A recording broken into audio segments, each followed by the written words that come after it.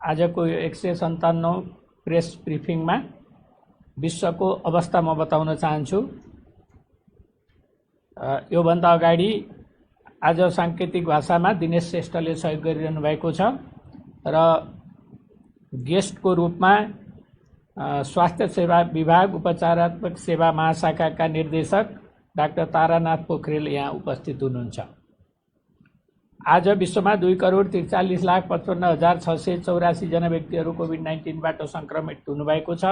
8,30,131 जना व्यक्तिको निधन भइसकेको छ भने 1,68,89,202 जना निको हुनुभएको छ।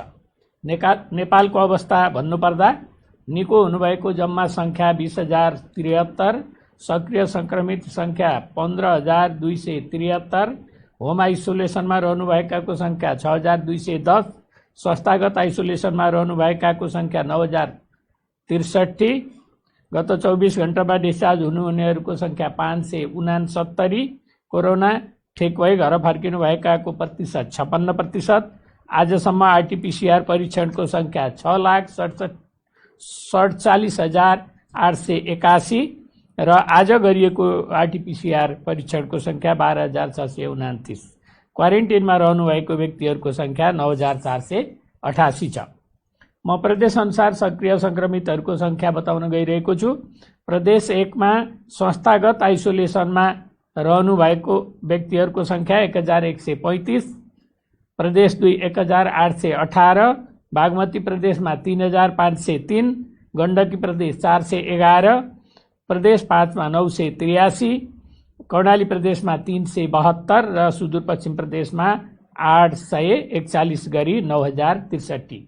होम आइसोलेसनमा रहनुभएको व्यक्तिहरूको सङ्ख्या प्रदेश 1 मा 377, प्रदेश 2 मा 3,804, बागमती प्रदेशमा 1,528, गण्डकी प्रदेशमा 18, प्रदेश 5 मा 407, कर्णाली प्रदेशमा 27 र सुदूरपश्चिम प्रदेशमा 49 गरी जम्मा 6,210 जना हुनुहुन्छ।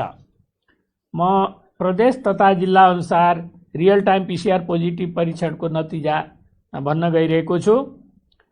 प्रदेश 1 मा खोटाङमा 1 जना, मोरङमा 20 जना, सङ्खुवासभामा 4 जना र सुनसरीमा 38 जना। प्रदेश 2 मा धनुषामा 39, पर्सामा 85, बारामा 30, महोत्तरीमा 7, रौतहटमा 15, सप्तरीमा 22, सर्लाहीमा 6 र सिराहामा 7। बागमती प्रदेशमा काठमाडौँमा 270, काभ्रे पलाञ्चोकमा 13, चितवनमा 45, दोलखामा 2, धादिङमा 1, नुवाकोटमा 7, भक्तपुरमा 41, मकवानपुरमा 63, रामेछापमा 6 र ललितपुरमा 66, सिन्धुपाल्चोकमा 3 र सिन्धुलीमा 5। गण्डकी प्रदेशमा कास्कीमा 2, गोर्खामा 1, तनहुँमा 11, नवलपरासी पूर्वमा 17, पर्वतमा 1, लमजुङमा 3 र बागलुङमा 8। प्रदेश 5 मा कपिलवस्तुमा 21, गुल्मीमा 3, दाङमा 2, नवलपरासीमा 18, प्युठानमा 4, बर्दियामा 1, बाँकेमा 75 र रूपन्देहीमा 72। कर्णाली प्रदेशमा जाजरकोटमा 5, दैलेखमा 12, सुर्खेतमा 9 र सुदूरपश्चिम प्रदेशमा कञ्चनपुरमा 6, कैलालीमा 20, डोटीमा 6, बझाङमा 1 र बैतडीमा 17 गरी देशभरि जम्मा 334 महिला र 777 पुरुष गरी जम्मा 1,111। आजको नयाँ पोजिटिभको सङ्ख्या मैले भने र आजसम्म सङ्क्रमित हुनेहरू जम्मा 35,529।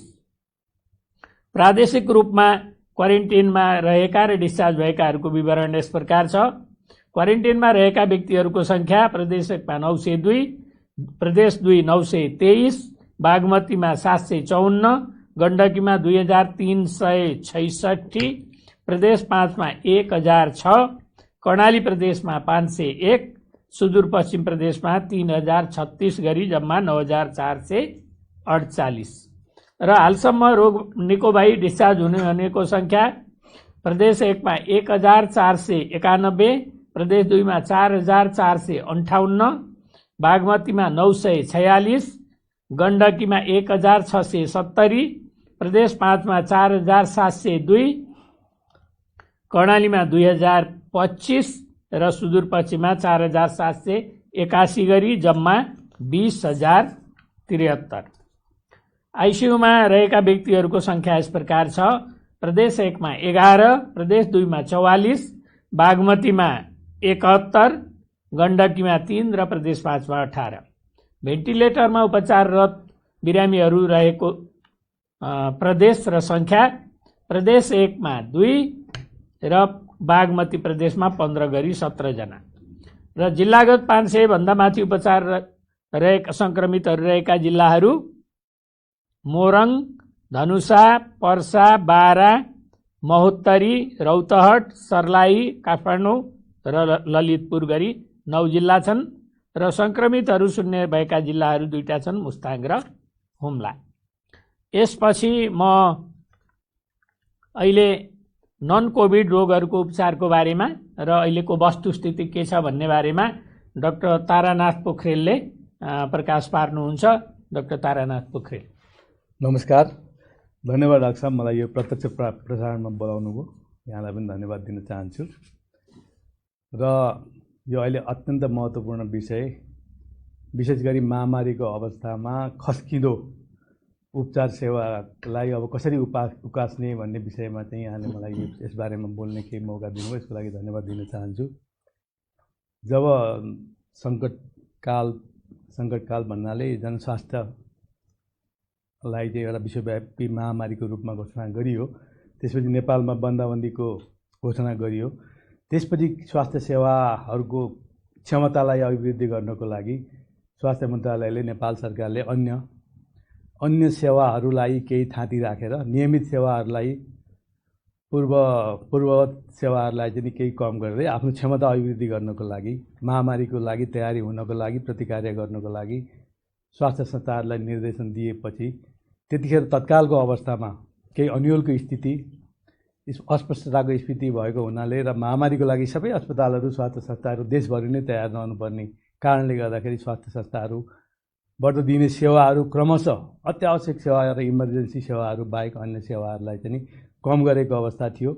त्यसपछि क्रमशः फेरि विभिन्न बिमारीहरूले चाहिँ आफ्नो अन्य बिमारको उपचारहरू राम्रोसँग नपाएको हुनाले बिमारीहरू चाहिँ एकदमै पीडित भए। त्यसले गर्दाखेरि सेवा नपाएको कारणले गर्दा जटिल भए र कहिलेकाहीँ मृत्युहरू पनि भयो भन्ने कुराहरू आएको हुनाले फेरि मन्त्रालयले त्यसपछि स्वास्थ्य सेवाहरूलाई क्रमशः प्राथमिकताका आधारमा अत्यावश्यक सेवाहरूलाई सुचारू गर्दै जाने भनेर फेरि निर्णय गर्यो, निर्देशनहरू दियो र त्यो सम्बन्धी निर्देशिकाहरू तयार गरेर सम्पूर्ण स्वास्थ्य संस्थाहरूलाई देशभरि नै पठायो र त्यसको अनुगमन गर्दै रह्यो। त्यति गर्दै पनि विभिन्न कारणहरूले स्वास्थ्य संस्थाहरूले, सरकारी, गैर सरकारी र निजी स्वास्थ्य संस्थाहरूले चाहिँ यो सेवाहरूलाई पहिलाको जस्तो पूर्वावस्था अवस्थामा चाहिँ ल्याउन सकेको अवस्था अहिले पनि छैन डाक्टर साहब। र अहिले आएर चाहिँ विभिन्न माध्यमहरूमा चाहिँ हाम्रा सार्वजनिक मिडियाहरू मार्फत चाहिँ नै सभ्य दृश्य सामग्री सहित सामाजिक सञ्जालहरूमा पनि अहिले केही बिमारीहरूले चाहिँ दिनमा 1-2वटा बिरामीहरू चाहिँ सुरुको बन्दाबन्दीको अवस्थादेखि नै सेवा नपाएको भन्ने खालका खबरहरू आउने गरेको हुँदा त्यसमा स्वास्थ्य तथा जनसङ्ख्या मन्त्रालयको ध्यानाकर्षण गम्भीर रूपमा पहिलेदेखि रहेको र अहिले पनि रहेको छ। र समय समयमा स्वास्थ्य संस्था, अस्पतालहरूलाई र स्वास्थ्यकर्मी सेवा प्रदायकहरूलाई स्वास्थ्य संस्थाहरू नियमित रूपमा सञ्चालन गर्नुपर्छ र बिमारीहरू जुनसुकै हुन्, कोभिडका हुन् अथवा नन कोभिडका हुन् अथवा चाहिँ दीर्घ रोगीहरू हुन् अथवा सरुवा रोगहरू हुन्, अवस्था हेरिकन अत्यावश्यक सेवाहरूलाई क्रमशः दिँदै जानुपर्छ। सेवाहरू रोकेर नागरिकहरूको अधिकारलाई चाहिँ वञ्चित गर्न पाइँदैन, सेवा विमुख बनाउन पाइँदैन, जसको कारणले गर्दा बिमारीको अवस्था गम्भीर हुन र जटिल हुँदैन भन्ने मान्यताका साथ स्वास्थ्य मन्त्रालयले पटक पटक अनुरोध गर्ने, निर्णय गर्ने गर्दै पनि केही ठाउँहरूबाट स्वास्थ्य संस्थाहरूले सामान्यतया यो अवधिमा स्वास्थ्य मन्त्रालयले गरेका निर्णयहरूलाई कतिपय स्वास्थ्य संस्थाहरूले चाहिँ अस्पतालहरूले, निजी अस्पतालहरूले पालना नगरेको पनि पाइयो, जसले गर्दाखेरि यस्ता घटनाहरू हाम्रो सामु आइरहेका छन्। र भर्खरै पनि एउटा सिन्धुपाल्चोकबाट आएको एउटा महिला, जसको दीर्घ श्वास प्रश्वासको समस्या रहेको थियो। ती महिला उपचारको लागि चाहिँ केएमसी, ओम अस्पताल लगायतका अस्पतालहरूमा आउँदाखेरि उपचार गर्न नमानेको, भर्ना लिन नमानेको र पछि ह्याम्स अस्पतालले चाहिँ 3 लाख रुपियाँ माग गरेको अथवा 3 लाख रुपियाँ भएपछि मात्रै भर्ना गर्छु भनेको र अन्त्यमा शिक्षण अस्पतालमा भर्ना भएको भन्ने खबरहरू पनि आएको छ। र यो आएको मात्रै होइन, सभ्य दृश्य सामग्रीसहित सामाजिक सञ्जालमा आएको हुनाले यसमा स्वास्थ्य सेवा विभागको गम्भीर ध्यान आकर्षण भएको छ र यसलाई लिखित रूपमा चाहिँ नै यदि कारबाहीको लागि लेखेर आयो भने तत्काल हामी उपचार गर्न तयार पनि छौँ र यस्ता केही समय समयमा यस्ता घटनाहरूको छानबिन गरेर उपचार पनि गर्दै रहेको अवस्था छ। र मुख्य रूपमा भन्नुपर्दाखेरि नेपाल सरकारले अथवा राज्यले नेपालको संविधानमा स्वास्थ्य सेवा र शिक्षा सेवालाई चाहिँ मौलिक अधिकारको, मौलिक हकको रूपमा परिभाषित गर्दै यसलाई जसरी पनि नागरिकहरूलाई स्वास्थ्य सेवा उपलब्ध गराउने राज्यको दायित्व हो। यसलाई चाहिँ नीतिगत व्यवस्था, कानुनी व्यवस्था मार्फत चाहिँ स्वास्थ्य सेवा उपलब्ध जसरी पनि गराउनुपर्छ, जहाँ पनि भन्ने उद्देश्यका साथ विभिन्न खालका नीति रणनीतिहरू र कानुनहरूको व्यवस्था गरेको छ, लागू पनि गरेको छ र गर्दै गएको छ।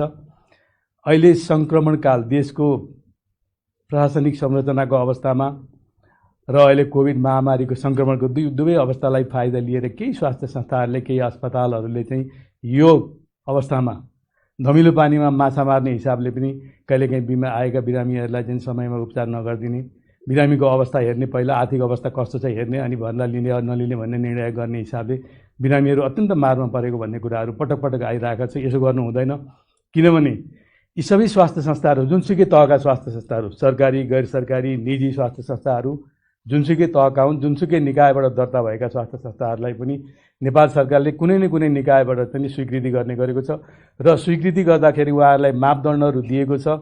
मापदण्डको आधारमा उहाँहरूले प्रतिबद्धता व्यक्त गर्नुपर्छ। हामी पूर्वाधार तयार गर्छौँ, जनशक्ति तयार गर्छौँ, नीति नियमहरू मान्छौँ, बिमारीहरूलाई हामी उपचार गर्छौँ र विशेष गरी विपन्न र गरिब बिरामीहरूको लागि 10% शैय्या छुट्याउँछु भनेर उहाँहरूले लिखित प्रतिबद्धता गरेको अवस्था छ र उहाँहरूलाई चाहिँ यदि गर्नु भएन भने राज्यले उहाँहरूलाई अधिकार दिएको हो स्वास्थ्य संस्थालाई र अधिकारलाई मात्रै उहाँहरूले अगाडि अहिले ल्याइरहनु भएको छ। खालि यो भएन त्यो भएन हामीलाई भन्ने कुराहरू र आफ्नो कर्तव्य र दायित्वलाई बिर्सिरहेको अवस्था छ। यसो गर्नु हुँदैन, किनभने बिमारीहरू भनेका चाहे गरिब हुन्, चाहे धनी हुन्, पैसा तिर्न सक्ने हुन्, पैसा तिर्न नसक्ने हुन्, ती सबै हाम्रा वास्तवमा भन्दाखेरि हाम्रा अन्नदाता हुन्। हामीलाई, हाम्रो परिवारलाई, हाम्रा छोराछोरीलाई पढाउने र हामीहरू सबैलाई कार चढेर हिँड्ने अवस्थामा पुर्याउने तिनै बिरामीहरू हुन्, तिनीहरू भगवान हुन्। त्यसैले बिमारीलाई कहिले पनि हेला नगरौँ, बिमारीलाई सम्मान गरौँ, उपचार गरौँ। पैसा छ भने उपचार गरेर पठाउँ, छैन भनेदेखि त्यसको काहीँ न काहीँ व्यवस्था गर्नुपर्छ। राज्यले त्यसको जिम्मा लिन्छ र राज्यले जिम्मा लिएको पनि छ र त्यसको लागि नेपाल सरकारले त्यो मौलिक हक कायम गर्नको लागि कुनै पनि निर्णयहरू गर्न सक्छ स्वास्थ्य मन्त्रालय मार्फत र ती निर्णयहरूलाई हामीले पालना गर्नैपर्छ। यदि ती निर्णयहरू हामीले पालना गरेनौँ, नीतिहरूलाई मान्दैनौँ भन्न पाइँदैन। हामीले पालना गर्न सक्दैनौँ, हाम्रो काबुभन्दा बाहिरको परिस्थिति आयो र त्यसमा चाहिँ हामीलाई गाह्रो छ भन्ने यस्तो लाग्छ भनेदेखि यहाँहरूले चाहिँ स्वास्थ्य संस्थाहरूले, स्वास्थ्य सेवा प्रदायकहरूले स्वास्थ्य मन्त्रालयसँग, नेपाल सरकारसँग बसेर छलफल गर्नुपर्छ। त्यसमा चाहिँ मन्त्रालयले परिस्थिति अनुसार फेरि पनि नियमहरू परिवर्तन गर्न सक्ने अवस्था रहन्छ, नीति निर्देशकहरू, अन्तरिम निर्देशिकाहरू परिवर्तन जारी गर्ने हुन्छ। किनभनेदेखि राज्यले एउटा गरिब नेपालीले जति राज्यको स्रोत साधनहरूको उपयोग गरेको छ, एउटा स्वास्थ्य संस्थाले, एउटा स्वास्थ्य सेवा प्रदायकले हजारौँ गुणा बढी स्रोत साधनहरू उपयोग गरेको छ। कसरी भन्दाखेरि जस्तो हामीले विभिन्न खालका बाटोघाटोदेखि लिएर विद्युतदेखि लिएर विभिन्न इन्फ्रास्ट्रक्चरको प्रयोग एउटा गरिब नेपालीले, एउटा कुना काप्चामा बसेको नेपालीले जति प्रयोग गरेको छ त्यसको धेरै गुणा चाहिँ स्वास्थ्य संस्थाहरूले हामीले प्रयोग गरेको हुनाले तिनीहरूलाई सेवा दिनु चाहिँ हाम्रो कर्तव्य हुन आउँछ। यो कर्तव्यबाट कुनै पनि स्वास्थ्य संस्था पछि हट्नु हुँदैन।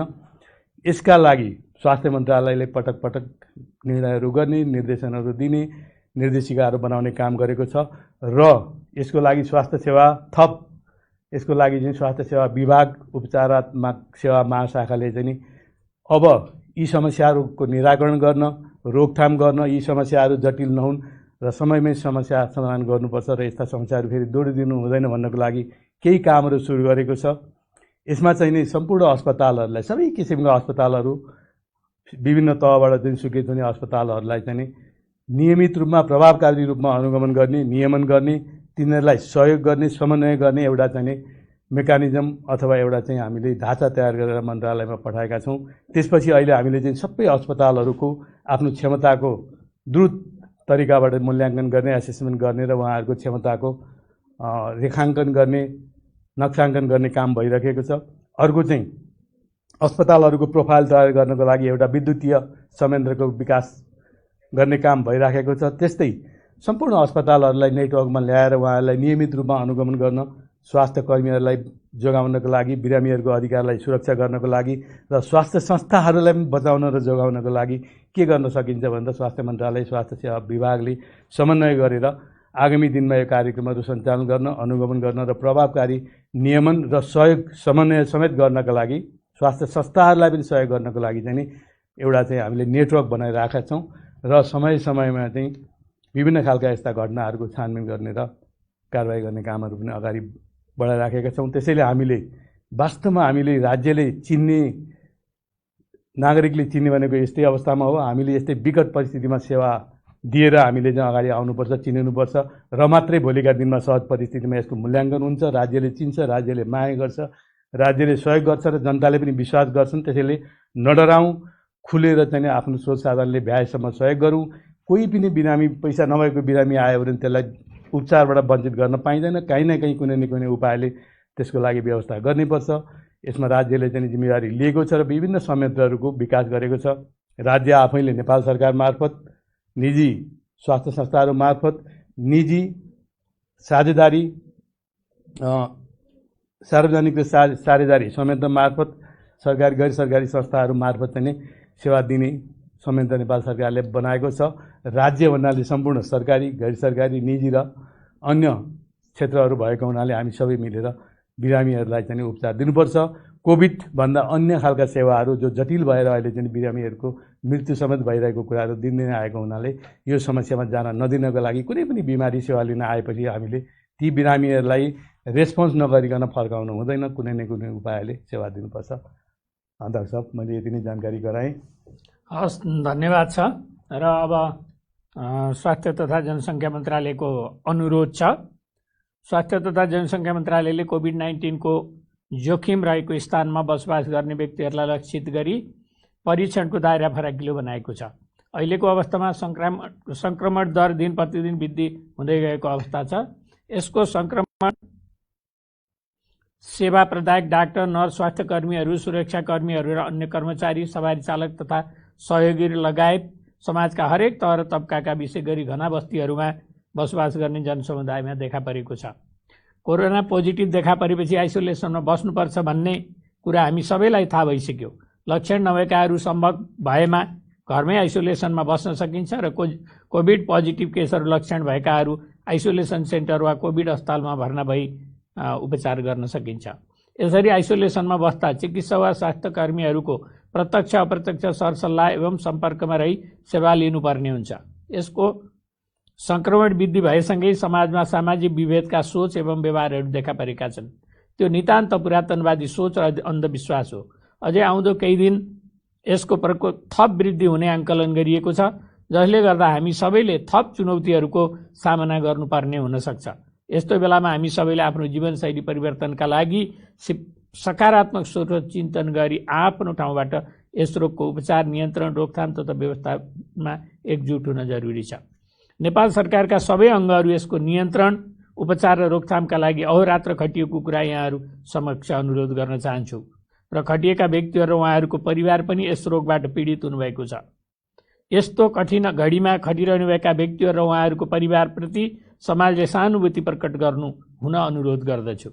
यसको सङ्क्रमण हामी मध्ये जो कोहीलाई पनि हुन सक्छ भनेर सोचौँ। जनस्वास्थ्यका मापदण्डहरूको कडाइका साथ पालना गराउँ। यसको नियन्त्रण एवं रोकथामका लागि विश्वमा भइरहेका अनुसन्धानत्मक प्रयासहरूको नेपाल सरकारले निरन्तर अध्ययन गरिरहेको छ। नयाँ नयाँ उपचार प्रविधिहरू भित्राएको छ भने कतिपय भित्राउने क्रममा छ। यसको रोकथामका प्रमुख उपायहरू भनेको भ्याक्सिन र जनस्वास्थ्यका मापदण्ड पालना गर्नु नै हो भन्नेमा स्वास्थ्य तथा जनसङ्ख्या मन्त्रालयले यहाँहरू समक्ष अवगत गराएकै छ। विश्वका कतिपय देशहरूले परीक्षण गरिरहेका भ्याक्सिनहरूको सफल परीक्षण पश्चात हाम्रो देशका नागरिकहरूले पनि भ्याक्सिन पाउनेछौँ हामी सबैले आशा, विश्वास, भरोसा र प्रार्थना गरौँ भ्याक्सिनको सफल परीक्षण चाँडो सफल होस्। अन्तमा विनम्रतापूर्वक म अनुरोध गर्दछु कि कोरोनाबाट आफू पनि बचौँ, आफ्नो परिवारलाई पनि बचाउँ र सामाजिक सद्भाव कायम गरौँ। यति भन्दै आज दुःखद खबर पनि छ। आज 24 घण्टामा 8 जना बिरामीहरूको मृत्यु भएको छ। त्यसमध्ये महिला 5 जना हुनुहुन्छ। ललितपुरको 65 वर्षीय एक महिला, बाराको 23 वर्षीय एक महिला, कास्कीको 32 वर्षीय एक महिला, रूपन्देहीको 70 वर्षीय एक महिला र बाँकेको 70 वर्षीय एक महिला हुनुहुन्छ। र पुरुषमा काठमाडौँको 1 जना 48 वर्षको पुरुष, पर्साको 62 वर्षको एक पुरुष र कपिलवस्तुको 50 वर्षको एक पुरुष हुनुहुन्छ।